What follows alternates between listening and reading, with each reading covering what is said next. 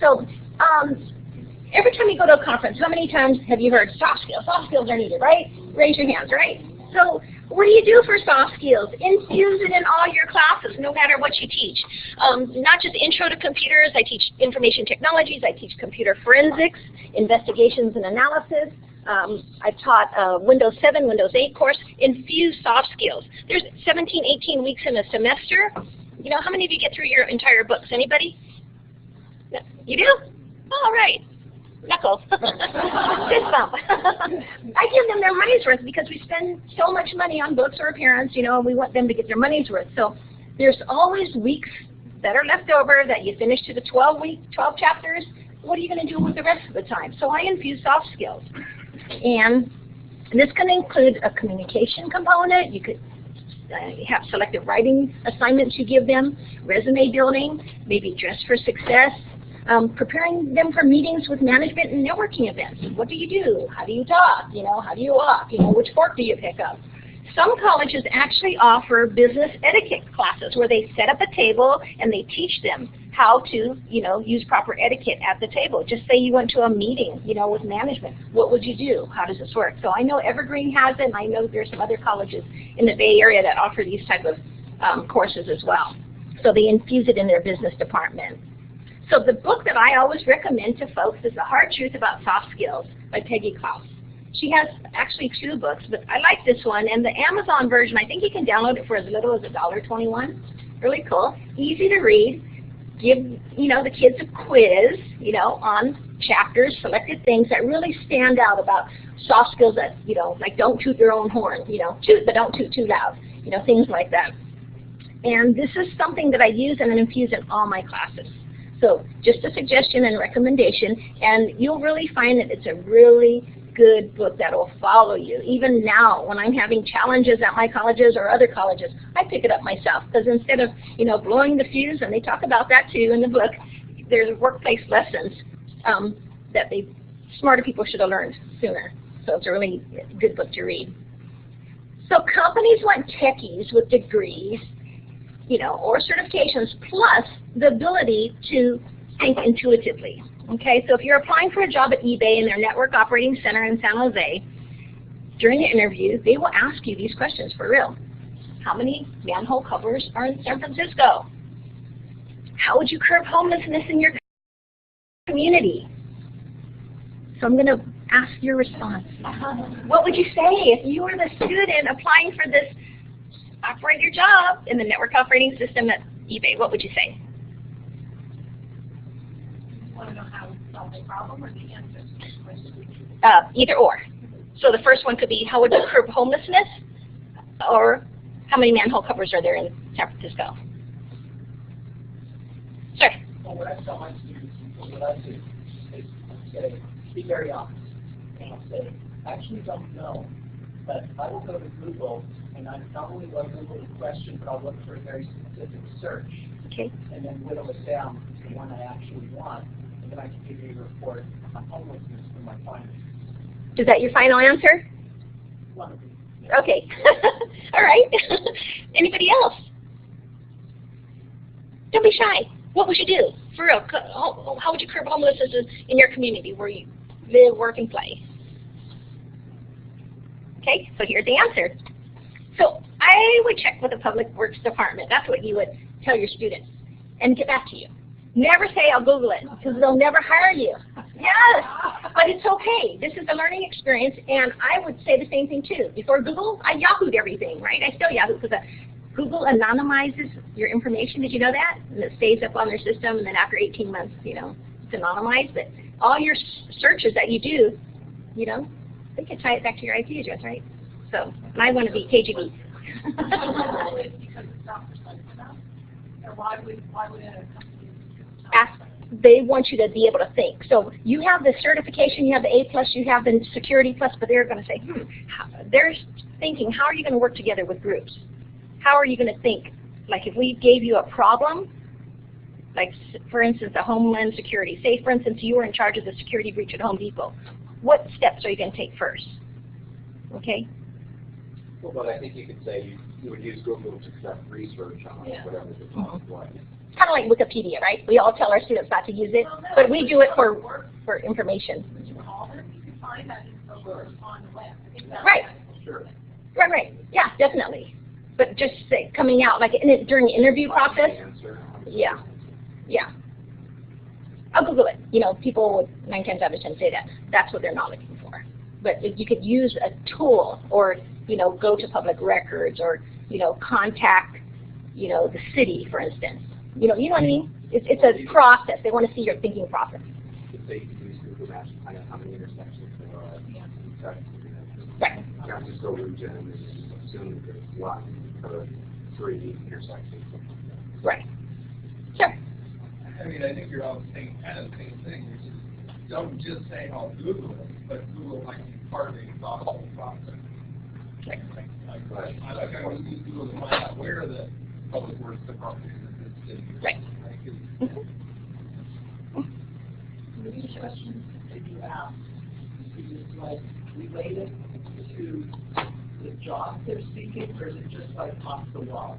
Internships, job opportunities, sometimes through their co-op programs. This is the actual hiring manager that told me this when we did a tour, because it was all educators. We went down to tour Adobe and eBay, and I said, so what does it take for our students to get a job? And he took us through this whole long process. And he goes, you need to share this with your faculty. These are actual questions we will ask. This is eBay, though, not the whole world. I read this one story, somebody was interviewing, and they didn't get the job because they asked the question, out of the blue, how many golf balls do you fit in a cup? And the person, I guess, put it to answer it. I can't remember what the answer was. It's all going into Google, working with the team, doing research, and so on and so forth. More looking for it. Right. Right. And that has nothing to do with the job. I see. Yeah, and I had another woman tell me she didn't get the job because they said, how many balls are left in the airway? She didn't, I think they heard her, and she said, it depends. So she didn't answer the question in the way they wanted. How many balls are up in the air? I mean, that would be more fantastic, right? And they wanted certain things. Mm-hmm. Same concept. I think that's, yeah. So things like this, and there's other questions that I could, throw out that's not on my slide that it'll get your students thinking. Okay. Alrighty. So the correct response for the homelessness issue is that some churches may offer hot showers, they have job placement, free groceries, they offer hygiene kits. Another church may have compassion bags, little tote bags, and they ask their, congregation to fill those with necessary things. Like during the winter, now we need gloves, scarves, hats, things like that. Baby items too. They ask for diapers and formula. So these are, kind of great answers that you could provide. Here in San Francisco, Beth, do you live in the city? Okay. So what will they do? What other programs besides my last answer about Glide Memorial? But Well, for example, San Francisco used to give cash to the street. So what Gavin Newsom did is he actually got that and gave people vouchers for housing. So I think, and I talked to someone else and said, yeah, if you give people cash, you're going to get more homeless in the city. Great. We're probably the only city in the country that we don't cash. Mm-hmm. So I think Gavin Newsom's solution to really look at what they can get off the streets rather than. So giving them a motivation to get off the streets is what we're kind of looking at. Great. And that's good. Yeah, I live in Antioch, and they give out little coupons. So if you take the coupons to any of the organizations, the churches, or the Loaves and Fishes, you get a bag of food or dinner. So in San Francisco, Glide Memorial Church offers hot meals to thousands of people. The volunteers distribute toys. They provide HIV counseling. They tutor children after school. And there's also other ways that people can get involved. It's a big organization. Glide Memorial has been around for like 80 years. And even during Thanksgiving, if you want to wow the employer, for instance, you could say, hey, during Thanksgiving, they treated everybody to House of Prime Rib there at Glide Memorial. And House of Prime Rib, I can't even afford that. So those are just like little tidbits if you want to, add to that. So in the Kaiser IT department in Northern California, I'm trying to work with different organizations in the IT sector. Being the DSN, I go after banks, financial, manufacturing, health. Everywhere has IT, so why not ask these companies for internships? So one of our students, he wanted a job really bad in the IT department, didn't get it just applying, but when he volunteered in Antioch, he pushed around patients in wheelchairs for 1 month, and then a position opened up, and he was able to get a contract job because they didn't want to hire him permanent and pay him benefits. But 25 bucks an hour to be a college student, that was really great, full time, okay? And so he was hired again, and he's still there, again, going through the AS degree program. In Southern California, recently I went to a health IT fair one of my colleagues hosted in Southern California. Paula, remember the CIO from Kaiser? They're the ones who told me about this one. In SoCal, they told people, whatever you do, tell the whole truth and nothing but the truth. Like, be honest when you're going through an interview. If you had something, a criminal record, you know, everybody deserves a second chance.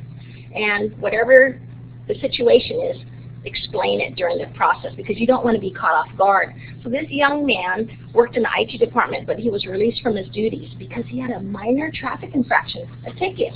And they did a background check and they let him go. And I'm like, really? Just for that? And it was all about integrity. And they said at Kaiser in Southern California, it's all about patient care. If you can't even tell the truth on your application, what makes you, think that you're going to do a good job, whatever the situation might be? Who's to say that you won't go into somebody's patient record if you had access to it or admin rights?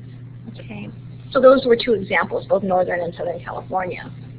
So at Samsung, this is a project that I was working on. How many of you were in my morning session?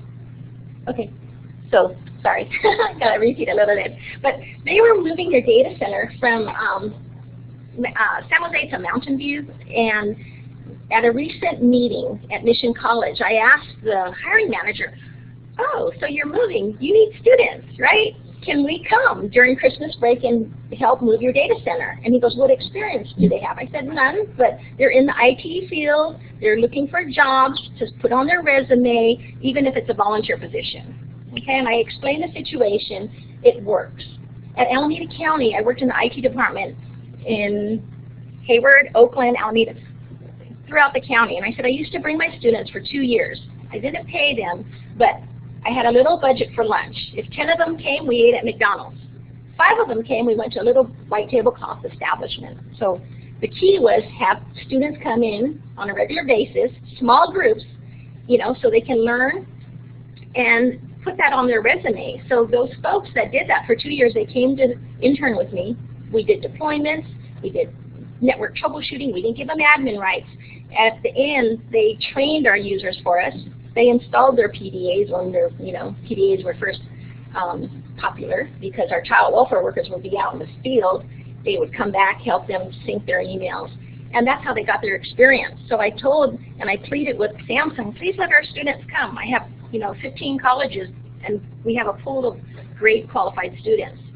So I didn't hear back from them. They nixed that idea. Anybody can tell me the reason why? They said, forget it, go away. Liability, yes, yes. What it is when you hire an intern and if you tell them to pick up a box at Samsung, you're telling them to do a job and they should be paid. And students were actually, bringing like lawsuits against Samsung through their legal department, and that's why they nixed it. I said, oh, okay, so hire them as interns then, pay them, So I had put the word out to my 28 colleges along with Olivia, and several students sent in great applications and resumes, and 20 of them actually were sent to Samsung, 20 students. They whittled it down. They interviewed 7, but 1 was a no-show that day because he had some issues at work. But out of that, we were able to place 4 students, $12 an hour, 80 hours a month for 4 months. So from January to April, 2 will be in security and 2 will be in IT. The focus will be on IT. So 1 came from Ohlone College, so D'Angela represents Ohlone. We had 1 from my college, Los Vedanos, 1 from City College, and 1 from Evergreen in San Jose. But that's what regional collaboration can do for you. And that's why I introduced your DSNs to you, because statewide, what I'm hoping to do is once I get this county thing going, this gig going, there's several departments in each county. Healthcare, again, social services, child welfare, public works, name it, it's there. They all have their IT departments. They could pull from our students as the workforce. Okay, we as teachers and faculty could say, hey, this is the A student, I don't know about that one, and give them good qualified, help. And they could come in as interns. It doesn't have to be paid, and I always tell my students, be a giver, don't always expect to be paid. The money will come later, play the lottery like me. Okay? Been waiting 25 years, but it's okay. That's how you can get your foot in the door and then actually put that experience and build your skill level to put on your resume. Okay? So my suggestions to my students, there were some students that applied for the Samsung internship that really had great skill sets, I thought, but it was too much fast food, retail, type of work that they had. And it's unfortunate, where do you get your start? If somebody's not going to give you a chance, where do you get that experience? So here are some suggestions I had. Volunteer. Okay, volunteer is the best way you can do to actually put that on your resume as a desktop support technician, entry level. Work in a computer lab on campus. How many of you oversee your department? You don't have to be a department chair, but the ins and outs. Have them assist the lab technicians. Fill the printer with paper, troubleshoot network errors. Assist students. That counts. Ask the IT manager on campus if they can job shadow throughout the semester. Again, no admin rights here. So the IT managers that I spoke with many of my colleges, they said, oh yeah, that's a great idea, but guess what, it might take jobs away. I said, you're not taking jobs away. You're helping with the workflow. Everybody's always overworked and they don't have enough staff. Students are your workforce. And then, do any of your IT managers on the campus talk about that? Not at all. What you're saying, volunteering is going to take away jobs, or could get into, you might have to get involved in the union. Only one, Yeah. and that was my college, until I said, what does it take? Do I need to bribe you with Girl Scout cookies? Or, something. Really, when you think about it, I told them, I said, you're having a move. We had a new building, student services building built, and everybody moved in right before Christmas. And I'm like, who's doing that move for you? Who's moving those computers? Who's setting up the printers? We hired a company. I'm like, why? Why'd you do that? You have the workforce right here. He says, we didn't think about that. We're paying like thousands of dollars for this move. I said, our students could do it, get co-op credit, work experience credit, right? We always come back and say that there's a liability. Yeah. Same with Samsung. When they pay them, or maybe they can do a co-op. Co-ops really, when you have students sign up for a co-op or work experience, they absorb that insurance. Yeah. Yes, they get credit. Yeah. And that college did the insurance. That's right. Yeah. Best way around it. Have them enroll. They can transfer up to 16 units and it's transferable to a 4-year college, right? Instead of taking frivolous elective courses, have them, sign up for elective credit in the IT, department or your computer science department. That's what I have my students do.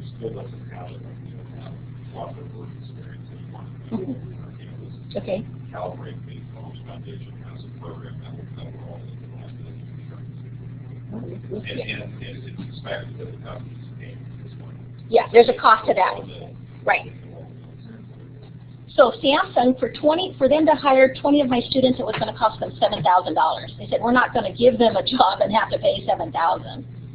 So that's the other flip side of it. But Samsung's not the only show in town, right? And there's companies that don't want the liability issue, don't want the payroll issues, but they would work with our foundation. So yeah. You just recommend, you said you suggest to students that they do this, but do you actually make the match between the employer and the student? So what I do is, when I send out the emails to all the colleges, I tell them send the resumes to me. They want us to pre-screen it first, okay, and then we could tell yay or nay, right? Okay, so you know what? You have a job where you get paid to do that? Not really. It's part of my doing what matters. And it took me, I'm hosted through City College, but there's, when you're working on grants, you don't get your money right away, in other words. Can we do that? Can I do that? Can Yeah. I send you student resumes? Oh, definitely. But Olivia's your gal. Olivia's the DSN for that sector. So I can use you guys as the... Yes. Leverage us. Okay. Leverage us. So that's why I want you to meet your DSN. So if you're in Sonora or Turlock, That's dentists. Well, yeah, but ask first, because we don't all have these type of programs. Right, so Olivia is our one. Right, for our region. Yeah. But we help each other, so, you know. So right. That would be my first phone call, by saying what Yeah. I do. And I don't mind. I don't mind.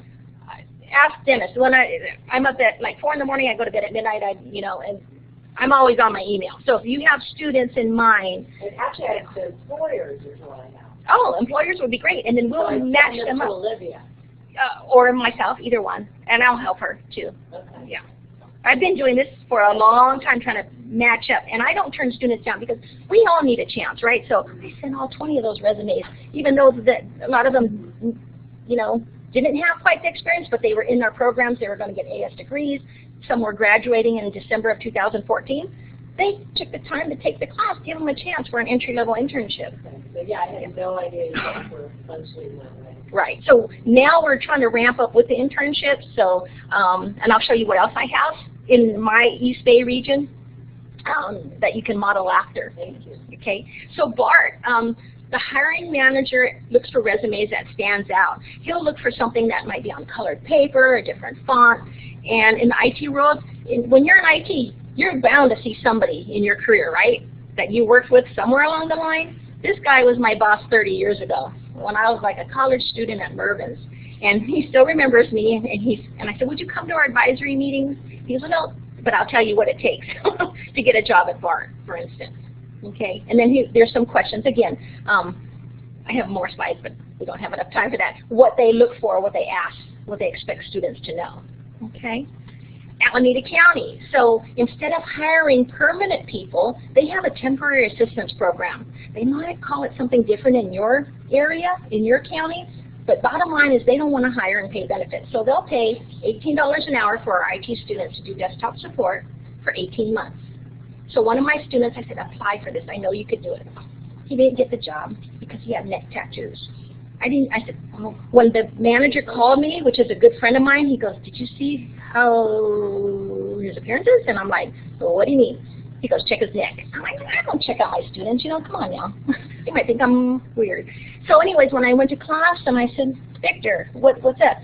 How was your interview? You know, and so I kind of like made around so he didn't know what was going on. I'm like, oh, neck tattoos and forearm, you know, I never noticed it in class. And I said, what did you wear to the interview? And he told me, just a sweater, you know, just like a t-shirt type sweater. And I said, oh, I'm so sorry to tell you, I have to be the bearer of bad news that you didn't receive the internship because, you know, of this. He goes, what it is he covered up his ex-wife's name with his a new tattoo.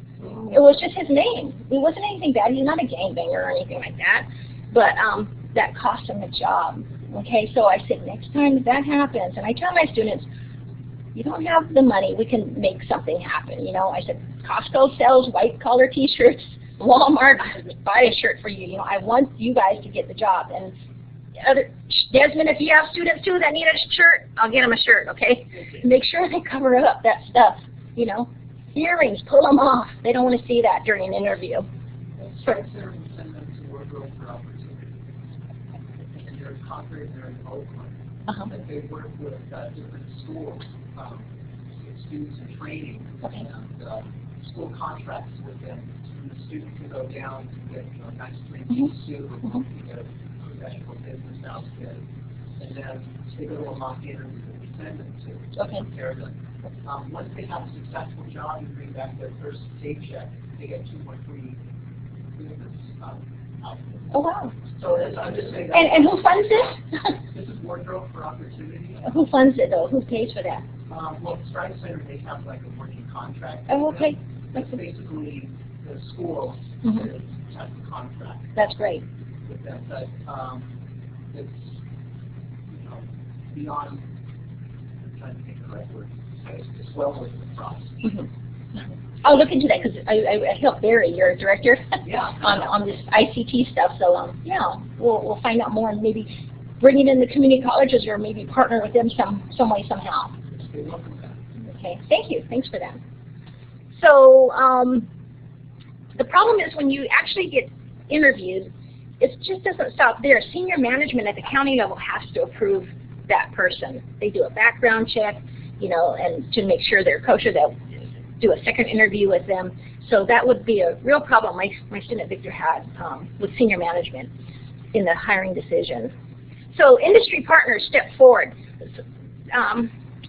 I guess it's my years as Girl Scouts. When you try to sell cookies and you get slammed in your face, right? The door closes. No, I'm not interested. So I'm always looking for champions. Champions who want to come to the table, champions who want to help out. And it's very hard, okay? So in many colleges and organizations, you have to find the champions, okay? When I knocked on Chabot's door a couple years ago, Desmond was my champion that I could always email and get a response back. I said, can you spread the word to your students? Let them know. I asked them if they had summer camps. I didn't get any response from management or the deans. But again, Desmond was my champion who responded. No, at least I got that. And the reason I was saying that because there's seed money for summer camps coming up, and I'll tell you a little bit about that as well. Be persistent and thorough. You as faculty, how many of you actually do this? Go out and look for internships, or does your work experience coordinator do that? Or your workforce investment board, or your workforce development. Okay. We do a lot of internships, especially with students that are close to graduation. They certify in A+, and they use our employment development department. And usually they're Great. So it's actually a nonprofit. It's Drug Center In Oakland? in Oakland. Do you work with community colleges, like if we have students who need internships, could be colleges? Or I is it, thought I could ask the class perhaps. this is just, I don't know how other colleges, but we don't have a development person, we don't have a career center anymore. We don't have paid to do that. Yeah. So the students are kind of on their own. Yeah. Right. I don't know if that helps. Yeah, no, that's the same thing. I've been frustrated for a long time because the employers come to me and I don't know what to do about the time, but it's like, well, So leverage your DSN for that. okay, I'll do Yes, that. I'll yes, do that. definitely. And before I became involved with Doing What Matters, I was doing this job for Los Medanos, the college that I teach at. I'm part-time, didn't get paid, but I said, students are taking classes, they need a job, they need that torch. Somebody needs to keep passing that torch till they get what they're after, which is a job, right, or an internship, something. And again, totally unpaid. So I always tell somebody, if somebody helps you, help somebody else along the way and keep passing that torch. Be a giver. Don't always expect, monetary compensation all the time.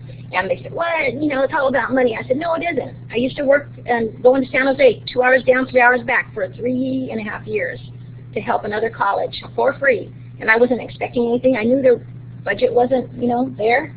But it's okay because I wanted it on my resume, and that was more meaningful than, the gift card.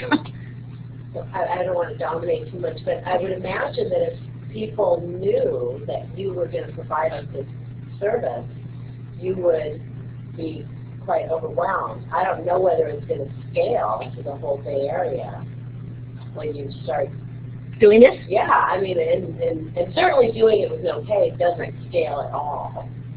But now that you're a DSN, I assume you have other things you have to do in your job Besides internships, right? Which, yeah, but it's a full-time position for somebody. Right. It should be, and that if this was Olivia's dream job, she would love to do internships. But in our work plan, we have 5 criteria, right? In other words, 5 pages of things we have to do and multiple things on each page, right? So when you look at grants like this IDRC for programming and soft skills, did anybody see that? It was sent out by the consortia a couple of weeks ago, right before Christmas. There's money, I think 2.7 million. You look at that, they want 80 things, 80 objectives. You have to do 80 things. Can you imagine one person taking this grant? You're not going to get the 2.7, I can tell you that right now. You'll get a little piece of it, probably at a non-instructional rate, and then you have to perform all these duties. With the DSN, we have 5 pages, multiple things on those pages, right, to do on our work plans. And internships was just a small piece of it. So you can imagine not only teaching, but, it's like a full-time job. But it was written there in those 5 pages? Yeah, in mine, Okay. yeah. Just to piggyback on what she's saying, I wonder if there's a better solution than individual business Yeah. by one. If we could ask the community college system to help us figure out kinds of internships. Yeah. Because they don't do that. Right. They don't do career well. Yeah. But that's what's doing what matters. So I would make it a bit broader than asking to do it for free. I think that doesn't sound like a long-term solution to a very important problem. Mhm. I don't know if you can take that back or if there's some other way we could get that discussion going. So that's something I wanted to bring up in my sub-regional meeting. So how many Bay Area colleges are here? Bay Area, raise your hand. Okay, so I would love to work with you because I want to have quarterly meetings, and if you can't attend, come, via, Skype, or, we could have online CCC Confer sessions so we could all get together and talk about this, as a sub-region. Does anyone have a workforce meeting or somebody who's dealing with internship? Any community colleges here? Yeah. And that's a problem we were facing too.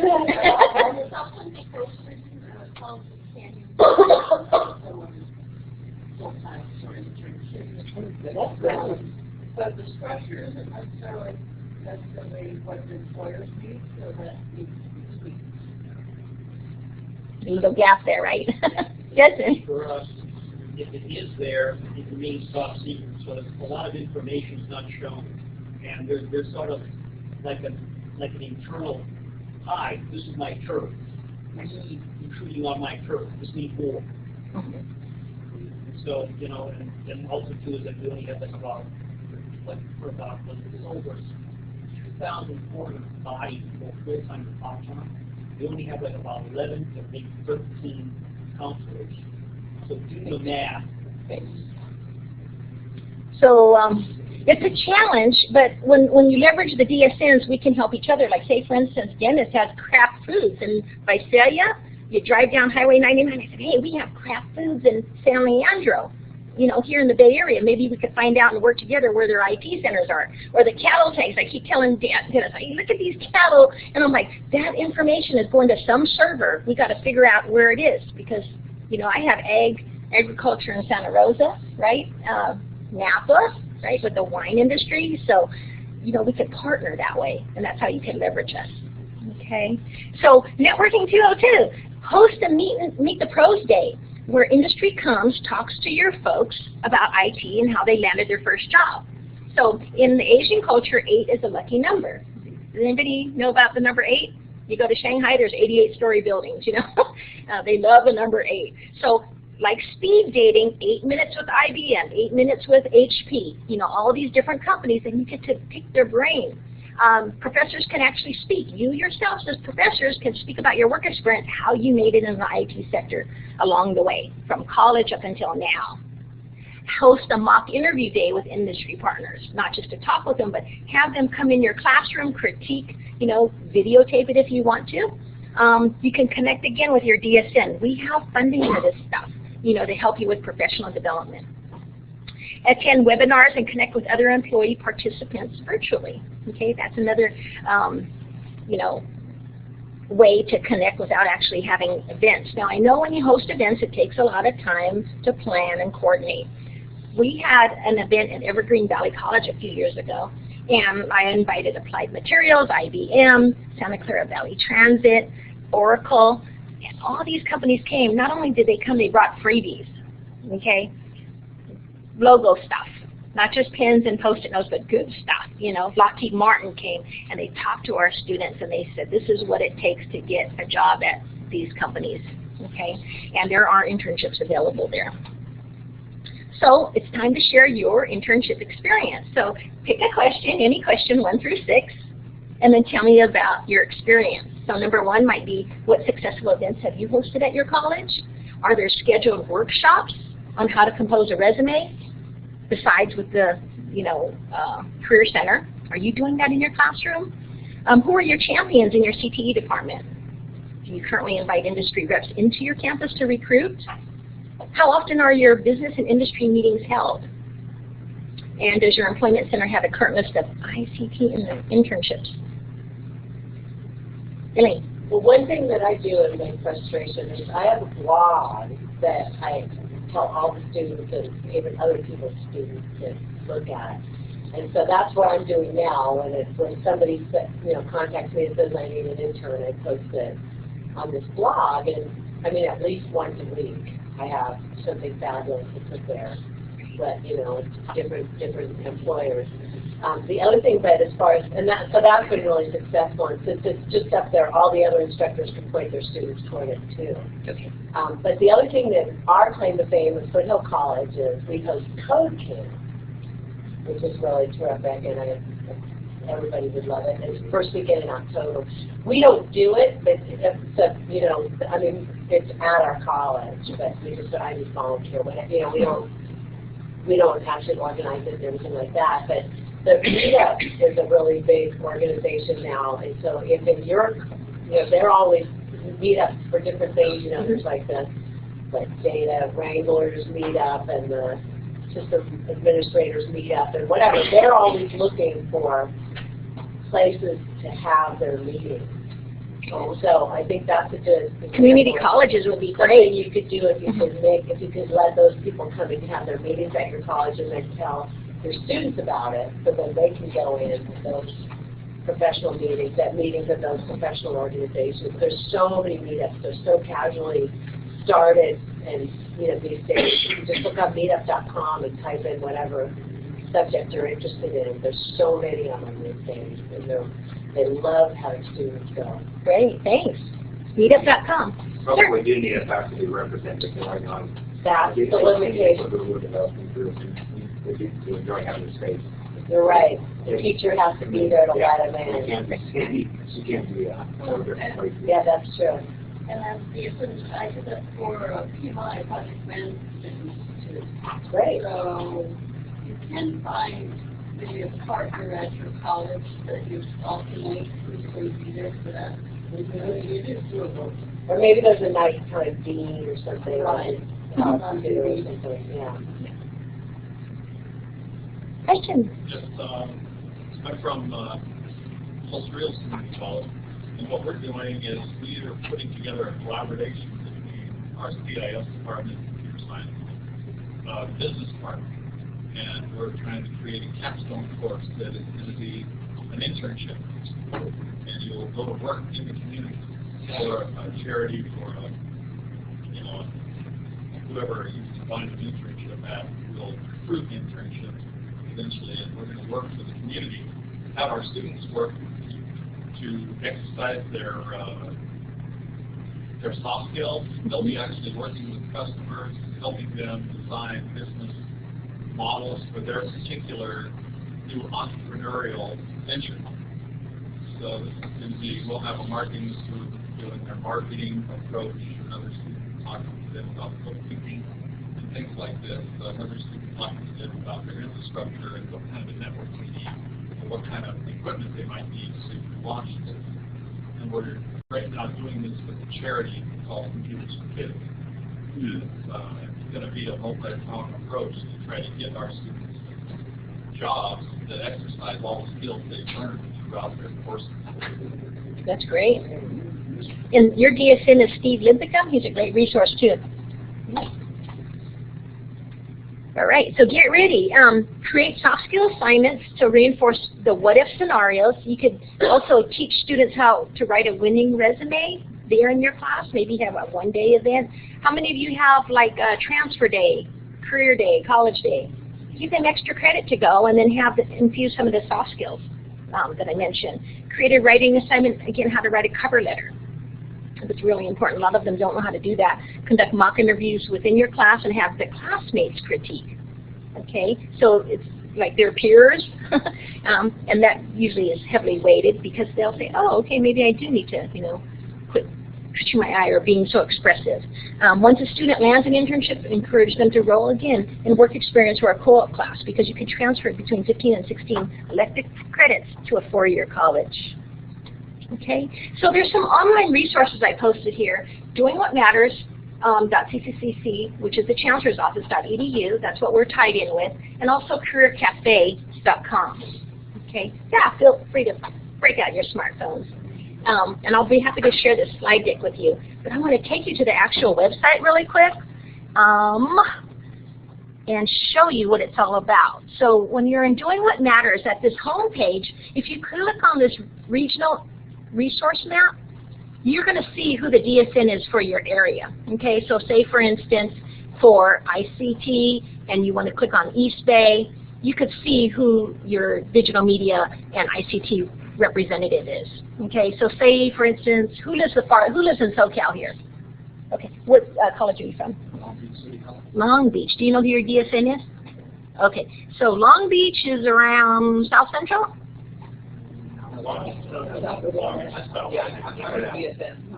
Okay, so Long Beach, Dan, you need to meet Dan Watanabe because he's going to be your DSN. And there's a listing for all of us here. So for ICT, and Dan, this is Dan's name right here, okay? And our sector navigator is Steve Wright, who's here at the conference as well. Another one I want you to tell your students about is Career Cafe. Has anybody heard of Career Cafe? Great resource. For jobs, there's a lot of postings online, and they don't have to really necessarily create a user ID. They can just go in and check out what jobs are out there. So I give this resource to a lot of the counselors I meet, and many of our DSNs have hosted events where it was just counselors that were invited to tell them about ICT and what's out there. So as you poke around, say for instance jobs, you can go to this link, and then also, sign in. You can search jobs and internships right here. There was a link for that. And then you just type in desktop support, help desk, network security, whatever your students are looking for, and then you could populate it. So in Oakland, for instance, in my region, I just changed this to this area. You could change it, and you could type in city, but you can do a search. So for instance, for desktop support, La Clinica is one of the, it's a nonprofit, they have desktop support. A lot of the temp agencies have desktop support positions. So it validates who's hiring, what do they have in the Bay Area. And we have determined that the in-demand jobs for our inter-Bay Area region is $28 to $38 an hour with an AS degree. Okay, and it's been validated. Our college recently had a position that they hired, and it was $28 to start with. Not bad, right? Better than Burger King for getting your students to earn and learn while they're going to college. Okay. And if you have any questions, please feel free to take a business card. I'm inspireyourstudents@gmail.com, and I'll be happy to assist. Okay, and we all work together, so it's not like we're stealing or stepping on each other's toes. Dennis, Rose, who's in San Diego, Paula, Dan, Gustavo, we all work together. Thank you so much for coming. Oh, Sean.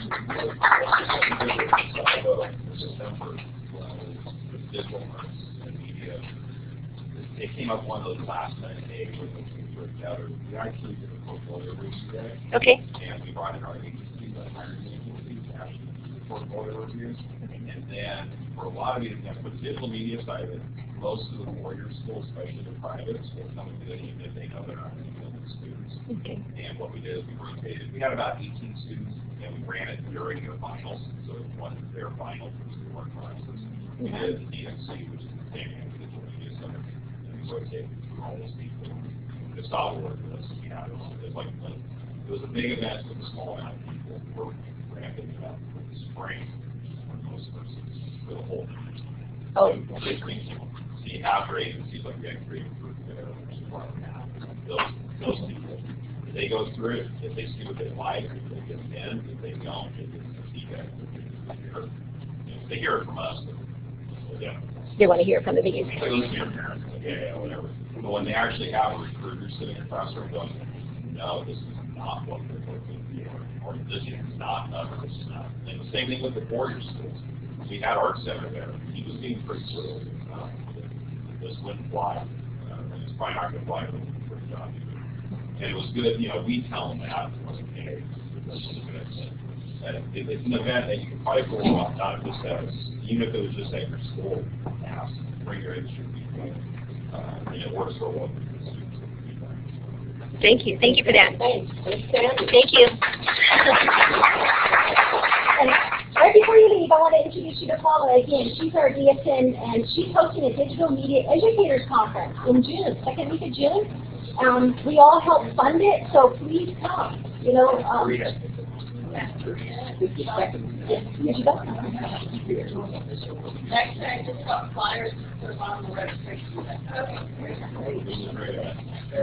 Thank you. Thanks so much. Enjoy the rest of your evening.